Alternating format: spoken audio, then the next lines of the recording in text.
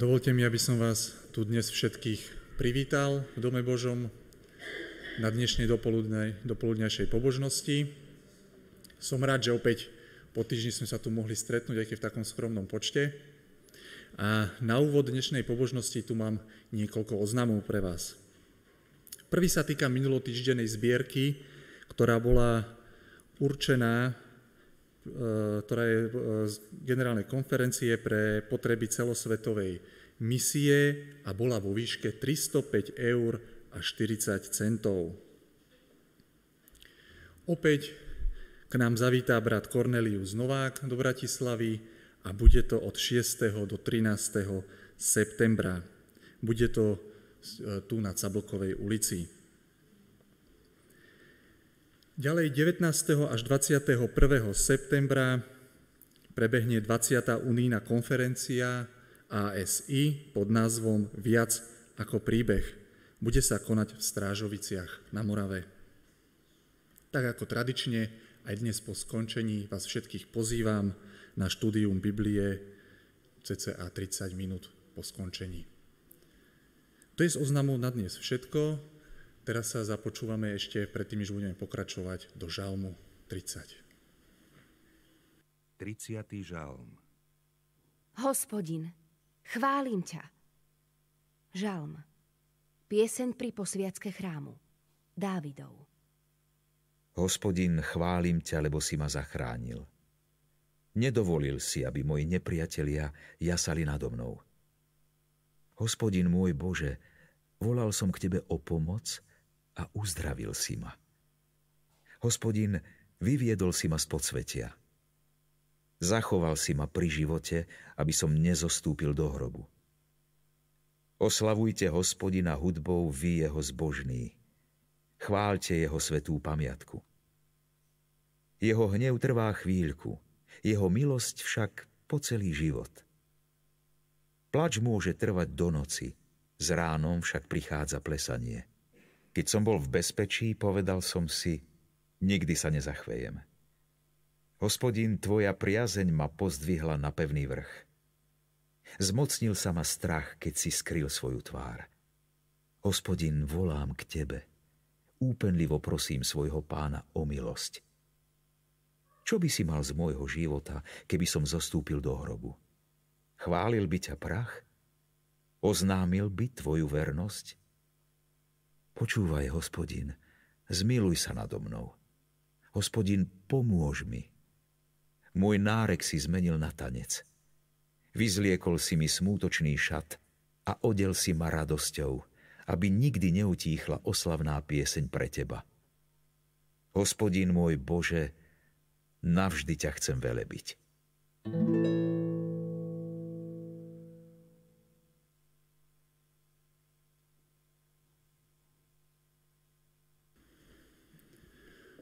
Pokračovať budeme chválením Pána Boha spoločnou piesňou číslo 30, ktorej povstaneme a na modlitbe nás povedie brat Matej Ondrušek.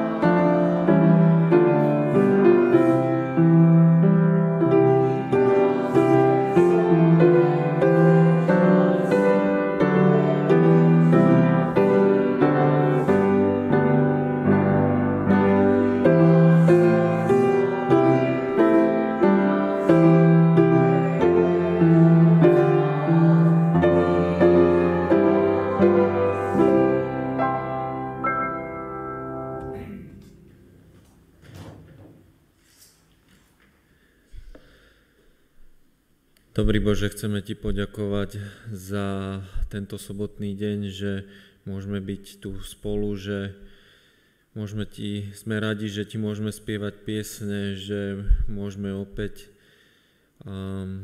otvoriť naše srdcia, aby Ty si prehováral k nám. Tiež Ti chceme poďakovať za to, že Ty si celý týždeň bol s nami, že si nás prevádzal svojou milosťou, požehnával a my Ti za to ďakujeme. Preto veríme, že Ty nás povedieš v tieto chvíle opäť niečo povieš do nášho života a pomôž nám, aby sme všetky starosti vedeli nechať tak a nechali sa Tebou viesť. Amen.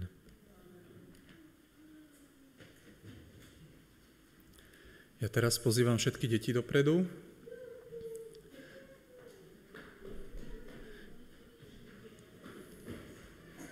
Budete počuť príbeh, ktorý si dnes pre vás pripravila Miriam.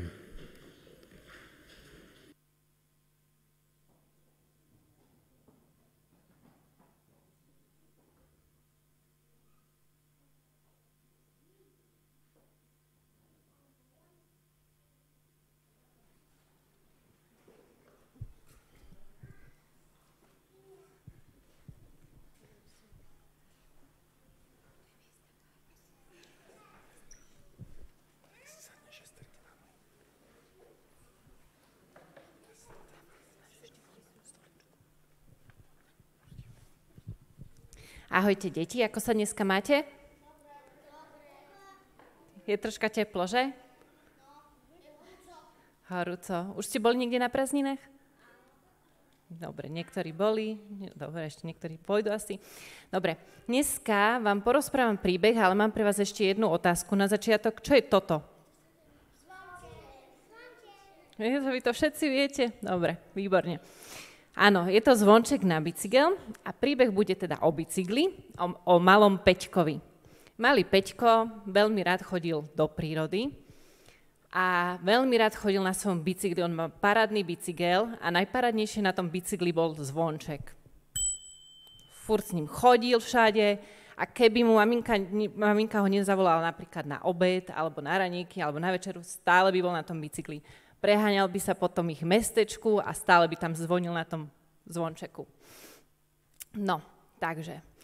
A ten bicykel bol ešte veľmi špeciálny, pretože na tom bicykli vzadu mal také dve kapse.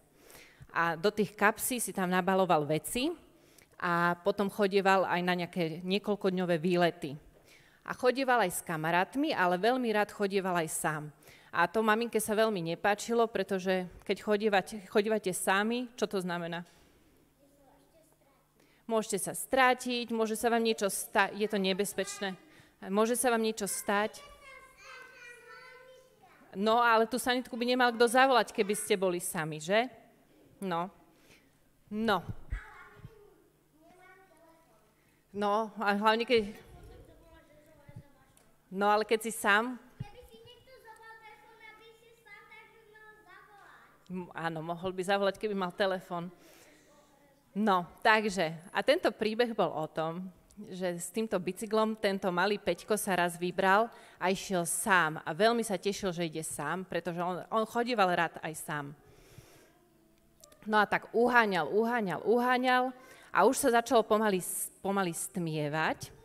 A ja ešte predtým si nabalil tie kapsy, lebo vedel, že pôjde na dlhší výlet. A čo by ste si vy zobrali, keby ste išli na výlet s bicyklom na niekoľko dní? Čo by ste si zobrali?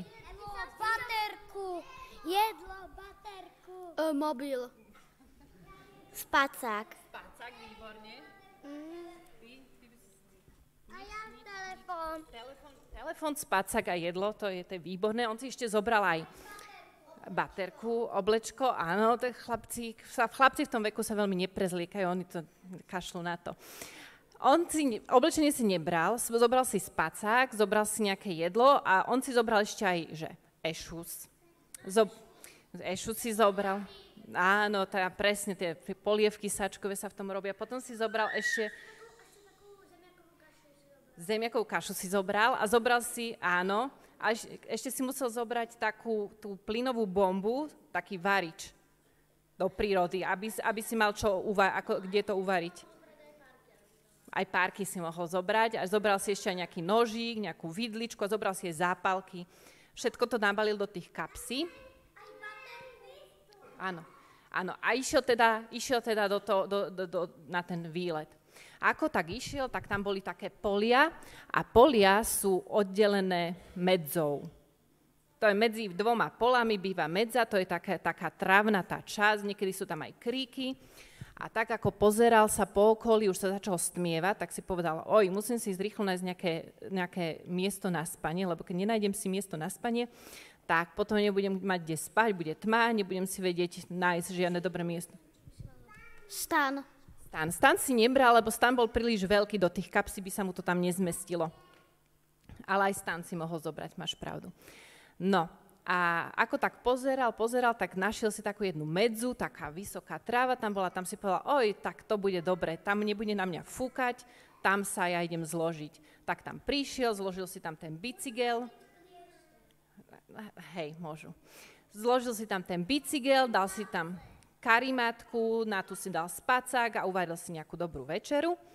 A potom, keď sa navečeral, tak rozmýšľal, tak čo teraz ešte? Ešte sa mi asi spať nechce, tak sa idem prejsť. A už sa zvečerilo tak, že bola veľká tma, on videl iba pár krokov pred seba, nevidel skoro nič, ale sa rozhodol, idem sa tuto prejsť po tom poli, veď pole je rovné, nič sa mi nemôže stať. A tak sa išiel po tom poli, sa prechádzal, a ako sa tak prechádzal, tak si uvedomil, že tam bola absolútne ticho.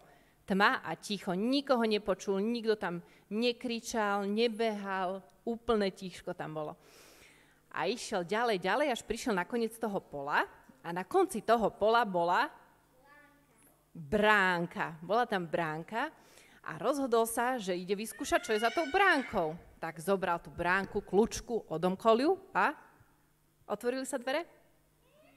Nie, neotvorili sa dvere, boli úplne zamknuté, nedalo sa to vôbec otvoriť. Tak rozhodol, ale ja potrebujem vedieť, čo je za tou bránkou. Tak sa rozhodol, že tú bránku prelezie. Najprv jednu nohu dal, prešiel z jednou nohou a keď dával druhú nohu cez bránku, tak zrazu počul: niekto má môj bicykel, aj. A rýchlo prehodil si nohy naspäť a utekal ku bicyklu, aby aspoň zistil, že či to niekto nejaký zlodej to prišiel a mu zobral ten bicykel a že aspoň ho uvidí, ako uháňa na tom bicykli alebo čo. Tak rýchlo sa ponáhľal, vrátil sa naspäť na to svoje miesto, mal tam ten spacák, karimatku a bol tam bicykel, alebo tam nebol? Bol tam bicykel. A malý Peťko si povedal, čože? Veď niekto na ňom zvonil. Tak ja musím sa ísť rýchlo pozrieť na tú cestu. Vybehol na tú cestu, pozeral na jednu stranu, na druhú stranu. Nikde nikto. Počkaj ešte. Tak pozeral na to, kde by mohol byť ten človek, čo mi zvonil na tom zvončeku, na tom bicykli. Veď tu nikto nie je. Počkaj na týmko ešte. No počúvajte ešte. Tak sa vrátil naspäť na to miesto a tak nerozumel tomu, čo sa mohlo stať, tak si lahol do toho spacaka, snažil sa zaspať a stále nad tým rozmýšľal. Dobre, Natínko, počkaj chvíľočku ešte, dobre? To bude na konci. No, a tak si lahol do toho spacáku a rozmýšľal, čo to mohlo byť. Domu mohol zvoniť na ten zvonček a stále nevedel na nič prísť. A potom ráno skoro veľmi vstal, lebo bol taký celý rozrušený z toho, čo sa tam udialo. A keď vstal, tak sa rozhodol, že ide teda preskúmať, čo tú bránku, čo je za tou bránkou, či tam náhodou nebudú nejaké marhule alebo broskyne, alebo čo to tam za tou bránkou bude. Tak sa vybral zase cez celé pole, prišiel k tej bráničke a zrazu spravil: čože? A bol veľmi vystrašený, ale zároveň veľmi vďačný. Čo si myslíte, čo bolo za tou bráničkou? Bicykel tam nebol, diamant tam nebol, anjel tam nebol.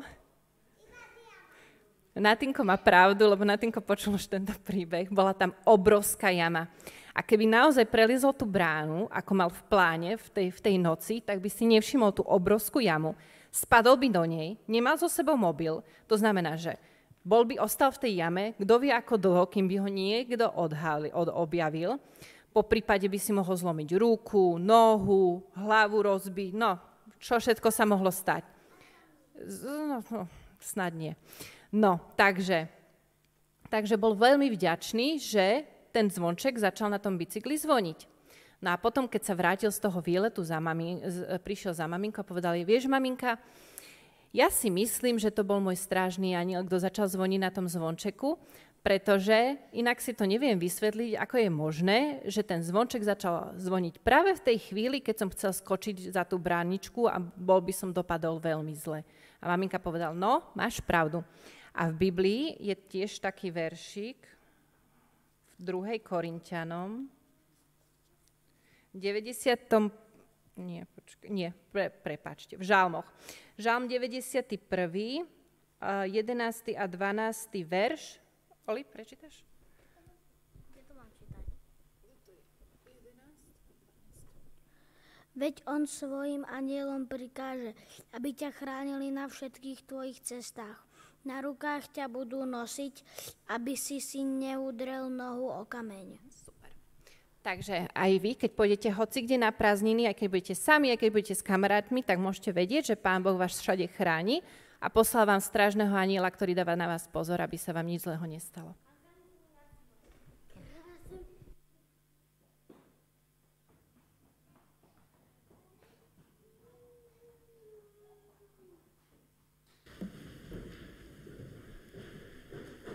Ďakujeme za tento pekný poučný príbeh. Ďakujem za to, že sa tu môžeme stretávať každú sobotu. Môžeme Pánu Bohu vyjadriť aj svojim darom, ktorý je dobrovoľný. A ja teraz prosím, aby bola vykonaná zbierka.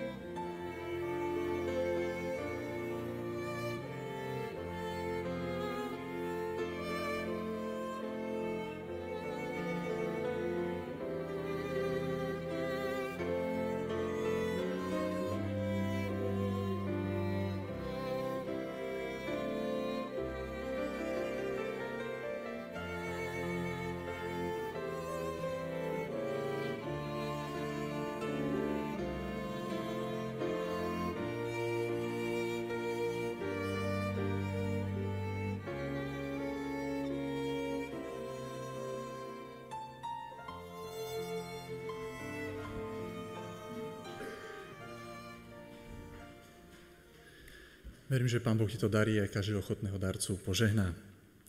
Aj dnešnú sobotu si Pán Boh pre nás pripravil svoje slovo. Dnes nám ho tlmočiť bude sestra Simonka Mojtová. Ja ju pozývam k nám sem dopredu.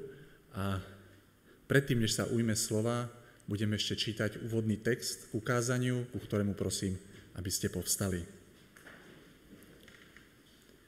Tento text je zaznamenaný v knihe Efežanom, 4. kapitole a budem čítať 15. a 16. verš. Buďme pravdiví v láske, aby sme vo všetkom dorastali v Krista.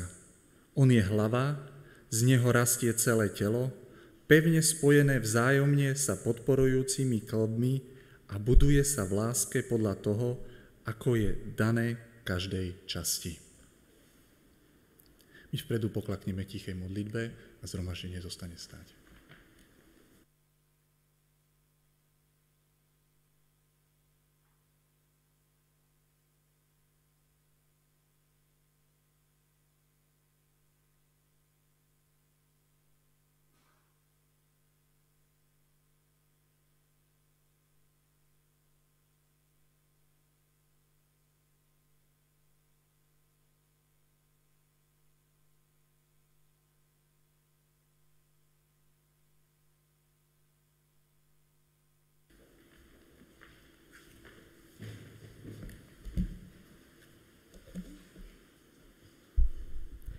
Tak, zdravím vás aj v tento horúci letný sobotný deň.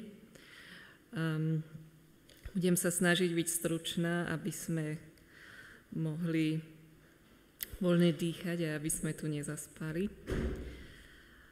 Takže som veľmi rada, že tu môžem byť. Asi ma väčšina ľudí pozná. Nie z tohto miesta. Prvýkrát budem kázať tu na Cáblkovej. Hoci tento zbor ma sprevádzal od začiatku mojej duchovnej cesty a má pre mňa veľmi špeciálne miesto v srdci.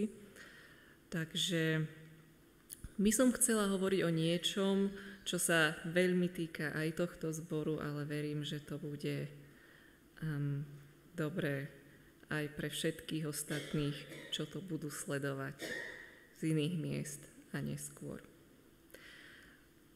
Celkom rada by som trochu nadväzovala aj na Alexeja. Minulý týždeň tiež spomínal epištolu Efežanom a pýtal sa, prečo chodíme do zboru, dal nejaký návod. A mne napadali iné otázky ešte, keď som o tom premýšľala, že čo zbor Cáblkova potrebuje.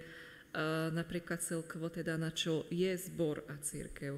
Prečo ho vôbec navštevujeme, ak môžeme sedieť doma, pozrieť si YouTube kázeň, vypočuť podcast. Či to nemôže v niekom pripadať zastarané, alebo či nám to niečo dáva, má to zmysel. Ale vôbec ide o to, aby nám to niečo dávalo? Pýtali ste sa niekedy sami seba také otázky? Dnes by som rada hovorila o zmysle a teda aj o našej identite, lebo to veľmi vyplýva z týchto otázok.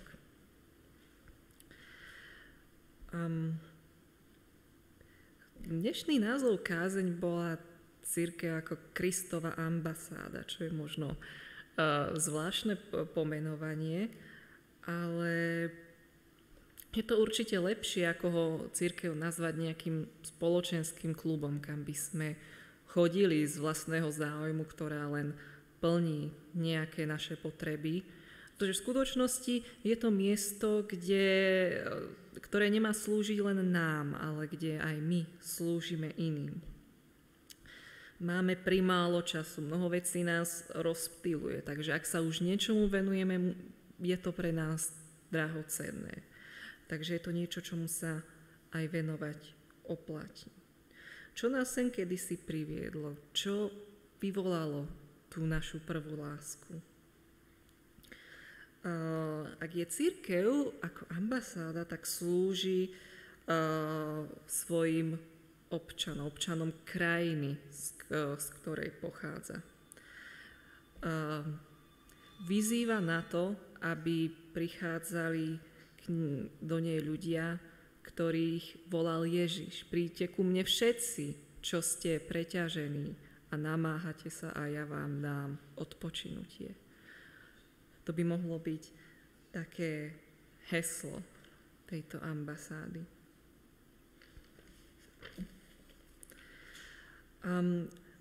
Prečo byť teda súčasťou takejto inštitúcie? Lebo určite v duchovnom živote nejde o to nejakú inštitúciu iba udržovať.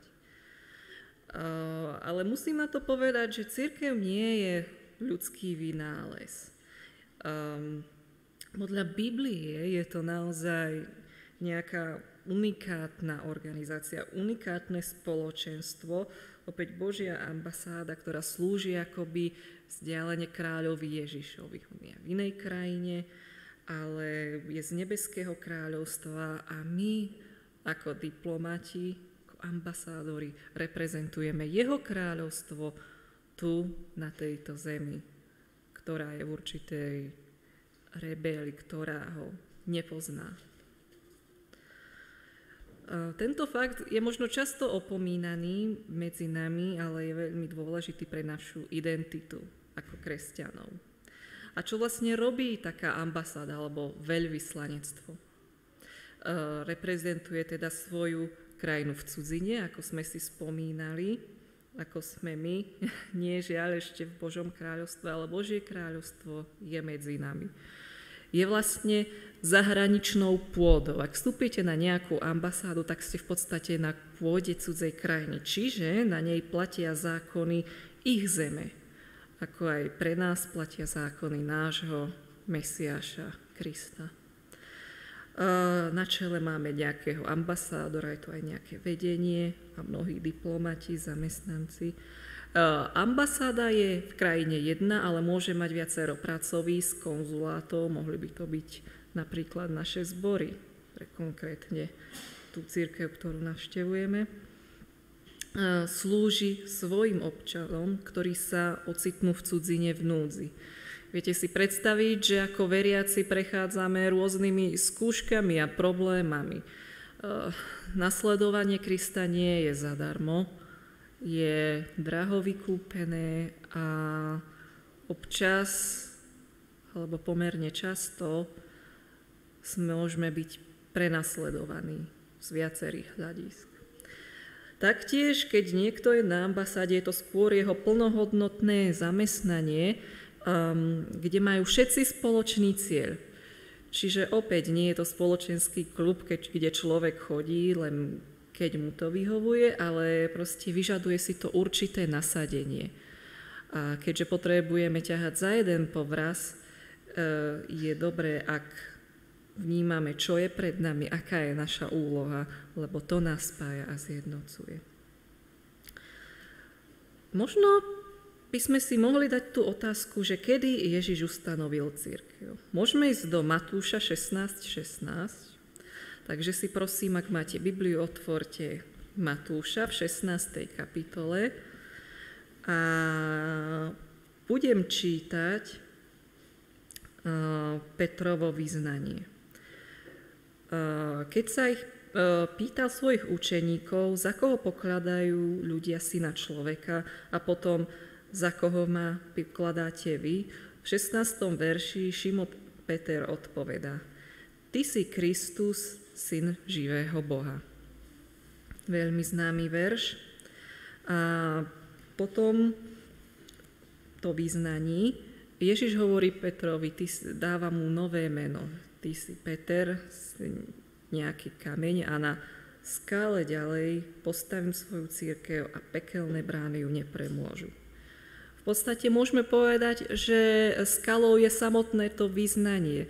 To vyznanie Petra, ktoré vyznáva každý nasledovateľ a učeník Krista, že Ježiš je synom Boha živého. Na tom stojíme a od toho sa odvíja naše ďalšie fungovanie, naše činy a motivácia.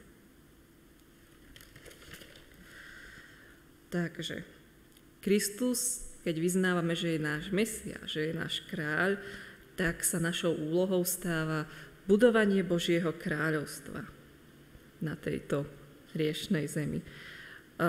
Odhaľujeme Kristovu pravú identitu. A podobne ako kráľ ambasáde a Ježiš Kristus nám dáva určité právomoci, právo hovoriť v jeho mene a aj konať. Kým sa nevráti, pretože jeho návrat očakávame, ho máme reprezentovať a šíriť jeho milosť, hľadať potenciálnych nových obyvateľov. Mohli by sme ešte pri tom, že ambasáda vydáva nejaké doklady, rozmýšľať, do akej miery môže byť krst pasom do Božieho kráľovstva, ale to necháme na inokedy. Takže Kristov nápad bol, jeho prvotná myšlienka, keď zakladal spoločenstvo svojich nasledovníkov, aby sme ho reprezentovali medzi všetkými krajinami. Takže cirkev ako spoločenstvo, nenutne len ako jednotlivci, má veľkú úlohu v pláne spásy. Je jasné, že pred Bohom stojíme každý sám, ak sa bavíme o spasení, ale v jednote je sila a spoločne rastieme. Prečítajme si teraz Efežanom 3:10. Takže epištola apoštola Pavla Efežanom. A je to 3. kapitola, 10. verš.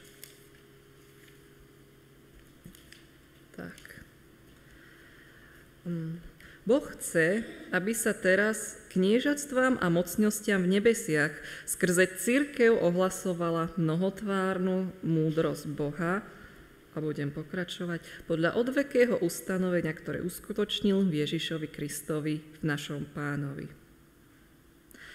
Takže takto vidíme, že Boh sa oslavuje v rámci spoločenstva, ktoré uzatvoril a ustanovil. Rastieme teda nielen individuálne, ale aj s ľuďmi okolo nás. A často je to možno aj s ľuďmi, ktorí nám nie sú úplne pochutí a rastieme pod tlakom. Keď sme pri tých kameňoch, mohli by sme povedať, že rozdiel medzi obyčajnou skalou a diamantom môže byť len intenzita tlaku. Tým, že niečo prežívame, tak máme skúsenosti, vyvolá to v nás vďačnosť a dokonca empatiu. A v tom je rast. Podľa týchto veršov tiež vidíme, že Pavlovo očakávanie je, že členovia nejakým spôsobom budú živí. Boh sa cez nich bude môcť osláviť, preukázať svoju múdrosť. Sme všetci súčasťou toho jedného tela. Sme ako keby údmi. Mohli by sme si k tomu prečítať 1. Korinťanom 12 a tam máme 27. verš. Takže poďme do Korinťanom 12. Samozrejme, 12. kapitola je známa tým, že sú tam popísané duchovné dary, ale je tu taký podnadpis jedno telo, mnoho údov. Tak totiž, ako je jedno telo a má mnoho údov a všetky údy tela, hoci je ich mnoho, tvoria jedno telo, tak aj Kristus. Veď my všetci sme boli pokrstení jedným duchom v jedno telo, či Židia, alebo Gréci, či otroci, alebo slobodní, a všetci sme boli napojení jedným duchom. Áno. Ďalej Pavol tam pokračuje, v 13. kapitole je známa kapitola o láske a tesne predtým, než ju začne, hovorí a povie vám niečo väčšie ako duchovné dary. To je tá láska medzi nami. Keď rozmýšľame o svojom tele, o jednotlivých orgánoch, vieme, že keby si začali robiť navzájom problémy, tak vznikne nejaké možno až autoimunitné ochorenie a môže to skončiť veľmi zle. Preto sme vyzývaní rovnako v našom spoločenstve, aby sme navzájom spolupracovali a fungovali, pretože sa potrebujeme.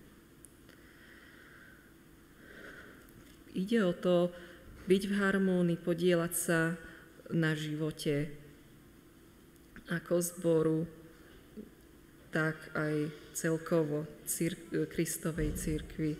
Každý z nás je k tomu vyzývaný. Mohli by sme ísť ďalej do Efežanom 4, a verše 7 až 16. Tu máme napísané: Každému z nás však bola daná milosť podľa miery Kristovho daru. Preto je povedané, keď vystúpil na výšiny, zajal zajacov a ľuďom dal dary. A čo iné znamená vystúpil, akože aj zostúpil do nižších častí zeme. Ten, čo zostúpil, je ten istý, čo aj vystúpil nad všetky nebesia, aby všetko naplnil.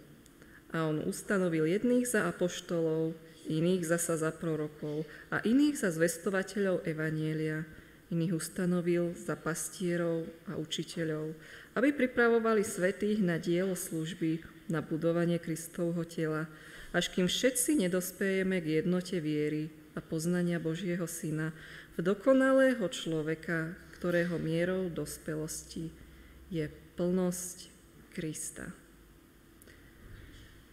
Takže cieľom je dozrievanie v plnosť Krista, v zrelosť človeka. Zrelosť kresťania znamená, že sme ako Kristus. A sme k tomu vyzývaní opäť spoločne, nie len na individuálnej úrovni. Ako to teda spolu robíme, že by sme mohli spolu dozrieť? Ako sa nám to môže podariť? je to tak, že spoločne počúvame Božie slovo a zároveň spoločne naň reagujeme, nejako odpovedáme. A dobre vieme, že slovom vzniká život. Už to tak začalo pri stvorení a pokračovalo to aj inde. Nebol stvorený len celý svet, ale bol stvorený Adam, človek. V Ezechielovi suché kosti boli privedené k životu tým, že Boh prehovoril. Kristus skriesil Lazára svojim slovom. Takže vždy, keď počúvame Božie slovo, nevychádza nadarmo. My možno niečo povieme, možno sa to vráti, možno je niečo ako hádzanie hrachu o stenu, ale ak Boh niečo povie, tak to rezonuje, tak sa niečo deje, ohýba sa čas, priestor, hmota, všetko. Môžeme si k sile Božieho slova prečítať, máme zase 2. Timotejovu 4, 1 až 2. Takže poďme, 2. Timotejovi, 2. list Timotejovi, 4. kapitola a prvé 2 verše.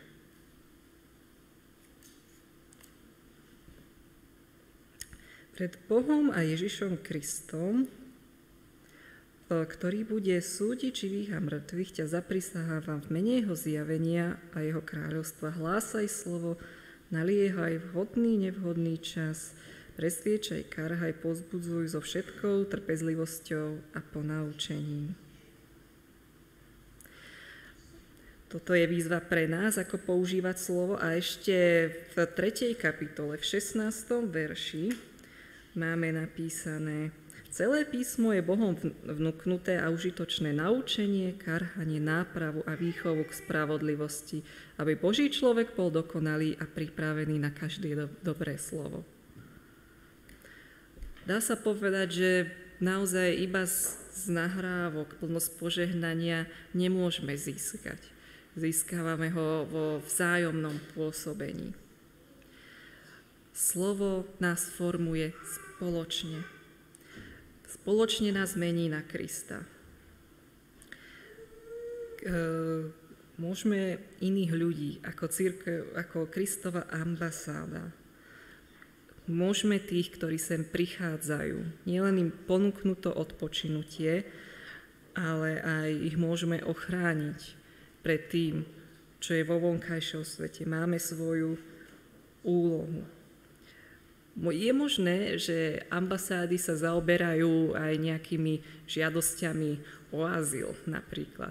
Predstavte si, že sem niekto príde a bude čakať od nás, že mu predstavíme Krista. A aké je Božie kráľovstvo? Čo to vlastne znamená? V tomto bode by som mohla povedať trošku o svojom príbehu, lebo zbor Cablokova je vlastne ten prvý, do ktorého som prišla a v ktorom sa tá moja duchovnosť nejako odvíjala. Pamätám sa, bol to, myslím, február 2013. Ja som sa potom krstila v decembri a prišla som sem, niekto mi podal ruku, sadla som si, myslím, tam dozadu pod zvukovú réžiu a hneď za mnou prišla sestra a povedala: poď, môžeš si sadnúť tu ku mne, viac dopredu a tak. No, ja som zostala vzadu, pretože ešte som tu nikoho nepoznala a necítila sa úplne na to, ale zároveň bola tu teda tá kázeň z Božieho slova, čo som si zapamätala. Bolo to pre mňa relevantné a nejakým spôsobom ma to nutilo prísť znova. A je pravda, že tento zbor ma sprevádzal ako počas veľmi náročných udalostí v mojom živote. Keď som končila strednú školu, mal som ísť na vysokú, keď som nemala kde bývať ani peniaze, keď som potrebovala priateľov, povzbudenie.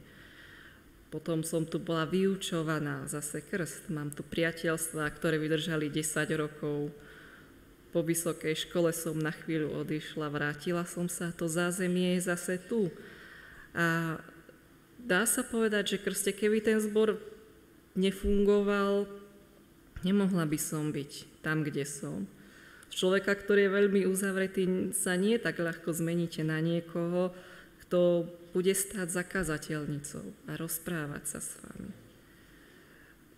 Čo som tým chcela povedať je, že možno ani netušíme, ako nejaký záujem, nejaká ochota zapojiť sa, poznanie sa navzájom môže niekomu pomôcť, ako to môže niekoho doslova zachrániť.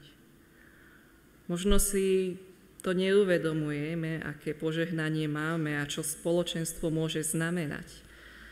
Lebo buď sme na ne zvyknutí, alebo sme možno rezignovali, stratili nádej. Možno máme len nejakú svoju určitú skupinku, do ktorej patríme. Alebo nemáme záujem sa zapojiť. Alebo sme zlomili palicu. Mohli by sme hovoriť o kopec veciach, ktoré nefungujú. Lebo cirkev je aj nemocnica. Ale zároveň musím za seba povedať, že mám prečo ďakovať. A že možno to je ten dôkaz aj v tomto zbore, že niečo funguje. Že tu Boh pôsobí a toho by sme sa mali držať. Je to tá nádej, ktorá nás posunie ďalej. Keď my prijímame ľudí, ktorí nás žiadajú o azyl a nepošleme ich preč. Ďalej mohli by sme prečítať verš s Efežanom 4, 15, 16, ktorý bol náš úvodný. Takže Efezanom alebo Efežanom 4, 15, 16. Buďte pravdiví v láske, aby sme vo všetkom dorastali v Krista. On je hlava, z neho rastie celé telo, pevne spojené vzájomne sa podporujúcimi klbmi a budujte sa v láske podľa toho, ako je dané každej časti. Každý z nás má niečo, čo môže pre Boha vykonať. Každý z nás je nejakým diplomatom, ktorý má svoju úlohu, ako pre nás tu, tak pre ľudí zvonku. Je pravda, že cirkev nie je výletná loď, nie je to chodenie také ľahké. Niečo si to vyžaduje. Je to určitá zodpovednosť a má to svoju cenu. Či už nášho času, alebo iných obetí. Ale nemusíme sa bať, lebo je tu Tešiteľ, Duch Svätý, ktorý nás spája a zjednocuje nás tak, aby sme sa viac podobali nášmu Mesiášovi, aby sme mohli byť efektívnejšími diplomatmi. Máme predstavovať model Božieho kráľovstva, aby každý videl, ako sa nám žije, aby to kresťanstvo bolo medzi nami a šírili sme dobrú správu milosti kráľa Ježiša. Aby sa aj ostatní mohli chcieť byť súčasťou našej de facto monarchie. V istom zmysle sme aj bojovnou jednotkou, ktorá čelí určitým útokom. Môžeme si prečítať Hebrejom 10, 24, 25, alebo epištolu Židom, tak ju niekto pozná. Takže list Hebrejom alebo Židom, 10. kapitola. 10. kapitola a tam sú verše 24 až 25.